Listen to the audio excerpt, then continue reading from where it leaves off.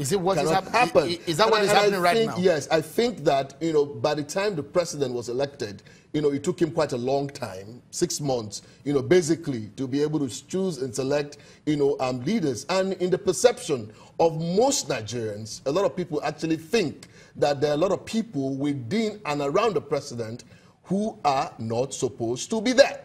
And I will expect that the president, who happens to be a good man, you know, in that particular matter, in his decisions, I would want to see a reflection of the fact that as a good man, I'm selfless.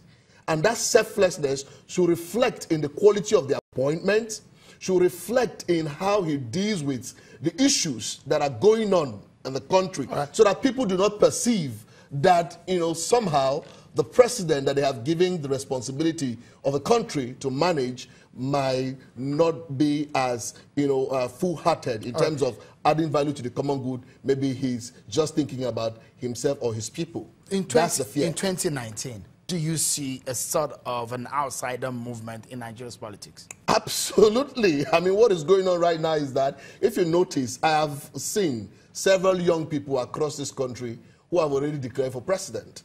And there is a third force also, you know, that is being rumored to be going on all over the place, which means that the myth that is PDP or APC, that myth will have to die a natural death, because there's a hunger for something quickly to happen as quickly as possible. Look, my brother, will it be as on quick as 2019? On the street, the people are dying every day. People are suffering every day.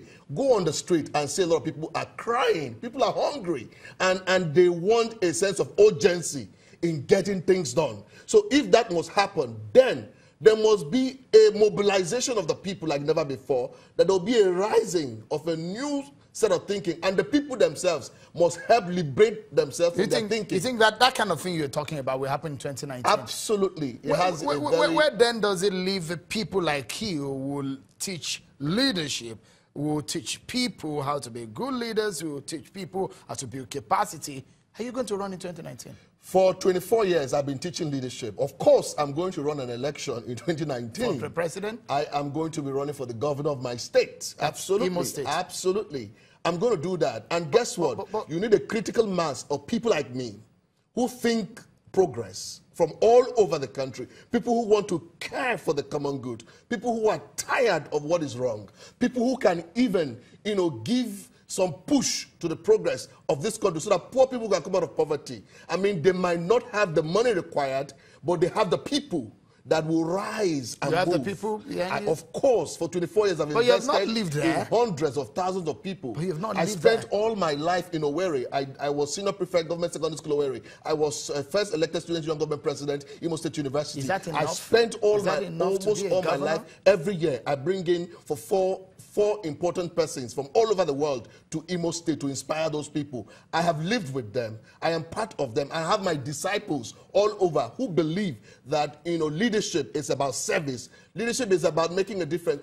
My friend, it comes a time in a generation where people should just say, you know what, enough is enough. Why would people continue to be poor in a rich country like this? Let's talk about your state, Imo State. You are from Imo West Senatorial District, and that's the same state. The same senatorial district where the governor is from. Isn't that a tough one, even from the look of it? Absolutely. It will interest you to know, as I'm talking to you right now, that people have come to a point where they are saying they don't care about the zoning system. Really? No, absolutely. What, the people are talking? A lot of the people, and a lot of people who have even shown me support, most of them are from even the Okorie zone, for instance. And let me shock you. Do you know that poverty knows no zone? The governors that have been there for many years, a lot of them came in, even the current governor. Most of them, the people are saying we're not feeling their impact. We're not feeling them. I mean, these people have not served. The people of Olu zone, for instance, the poor people have not come out of poverty. And so, at the end of the day, a friend of mine wrote an article and said tribalism will save Nigeria.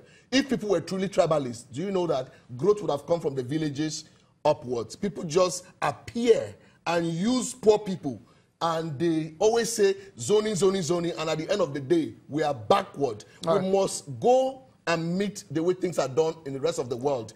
Competence, merit should be the top of the day. What party are you going to be running? Well, at the end of the day, we're still consulting, and we will soon announce the party. The whole world will know very soon. But the truth of the matter is that we will come with a difference that has never been seen before. What kind of difference will you be coming? You are an outsider. You've never been into politics, apart from student politics. That's a lot different from my politics. brother, for you to become a student non-government president for many years, and at the age of 19, I took an idea from Okorie, the town of Okorie, and I took that idea, leadership development institution, and in 24 years, globally, it's recognized. I mean, for somebody to do that, that shows that it's leadership. I've invested in over more than 300,000 young people I've impacted through my work. You'll start talking about. So I have disciples that are all over this country who are going to come to say, you know what, enough is enough. All right. And guess what? That change must happen. Before we go, who is funding you? The people. I'm going to get the people to fund me. And all of the people who have believed in my cause over the years, basically, who are tired of bad leadership.